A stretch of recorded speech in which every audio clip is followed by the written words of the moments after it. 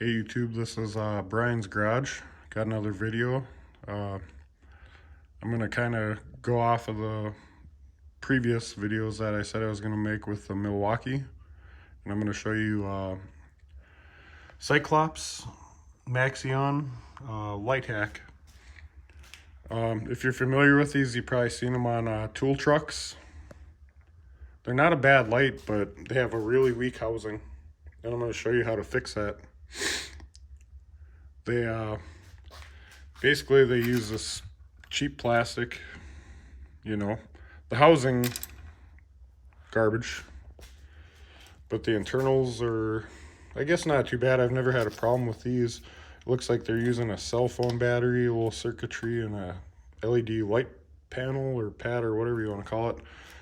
But the problem lies within the magnetic base mounting here.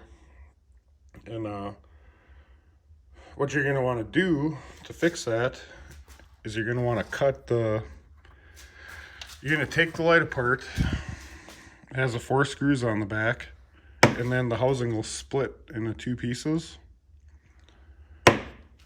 And what I think's happening here is, I don't know if you can see this or not, but they have 4 index points on this, which I think personally is way too many. Without the housing on there, you can't turn the sucker. So what I did is, knowing that it has a weak housing, and don't get me wrong, it's a good light, but what I did was I cut 2 of those points off of there. So it makes it easier to turn.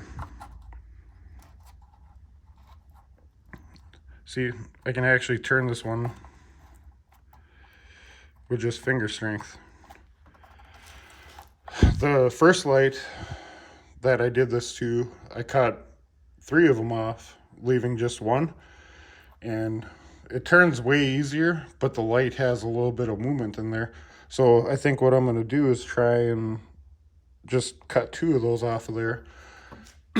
The Cyclops light, it's not bad, the housing, but I think what's happening is it looks like they used butter brickle to reinforce that there, because they knew the housing was kind of a shitbox or whatever you want to call it. You drop the light, it's going to explode. But now if you take care and you're careful with your tools, the housing, basically when you have something that strong and hard to try and turn, is creating tension in these little areas here. Once it gets a crack in it, it's done. So basically what I'm doing is I'm removing some of the pieces in there that make it so hard to turn, and you're not causing any stress cracks and making the light weaker. The new version of the light, which I think is a lot better design, it actually has a digital display here for battery percentages. What I was told is the newer version is supposed to be a lot better, last longer, have a stronger magnet, and all I see is that.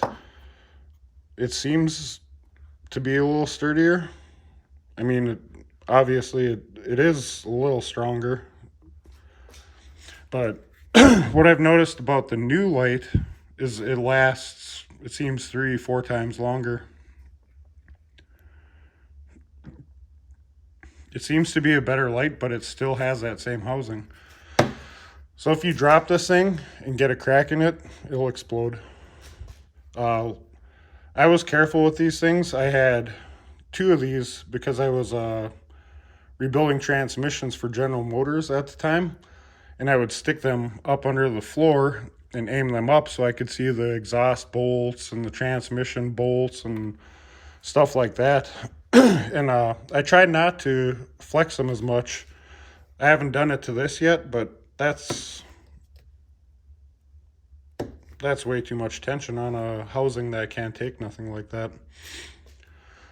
I don't know exactly what they've done with the batteries, because this seems to last way longer than this did. They're good lights. They just, have a little bit of work to do. I also bought 2 of the snap-on lights. Now these seem to be really good lights, but they have a lot of tension in them.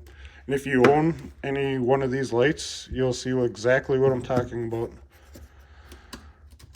They come in handy for, what you want to do at the time. I mean, you can stick them up in a frame, light up multiple sides. I believe these were a little more expensive. These I'd say anywhere from 30 to 40, these 50 to 60.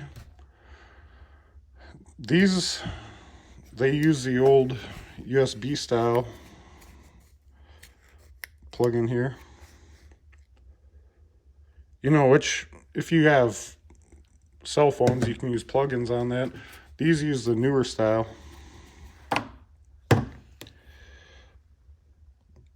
Plug-in on them. These are not bad lights. These are cheaper. I mean, you get what you pay for. The housing on these things could use some work. But overall, I'd say if they did a little repairing to their housings, made them a little sturdier, I'd probably pick these lights just because they're cheaper, They're, once you get a crack in them, they just bust apart. I guess I haven't looked into the circuitry of this. But now if you're careful with your tools and you want to make them last, what you're going to want to do is I took a plain old utility knife here. And what I did was I cut across, I don't know if you can see this here, but cut this straight across from, it's a triangular point from bottom to bottom, cut that straight across on 2 of them. Because with these squares, I mean, I can turn that by finger. I don't have the leverage of the housing. And the other side, I can't even spin the damn thing. So it's a good light. If you want it to last, you might have to modify it a little bit. You drop it, it's done for. But these, I mean, these are pretty sturdy, the housings, not a bad light at all either, but you're going to pay for it. And as far as brightness goes, one thing that I did notice is this has settings starting from dimmest to brightest. This one you actually have to hold it in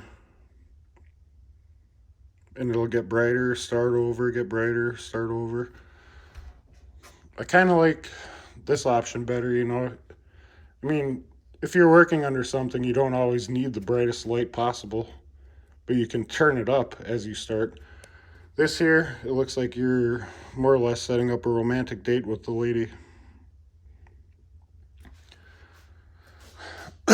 Charge times, I guess the older versions of these, the Cornwall guy was great about it. He said he never had a problem. Maybe that's something they say, but he did replace these because they were within the 90-day warranty or whatever they offer. These I haven't had to replace yet. I bought the newer version of this because I did like this light. I just know the housing was a little bit weaker. This one gives you more options though with that. But I had a guy, a coworker, buy the newer version and he dropped it. And once you get a crack in it, the housing's done.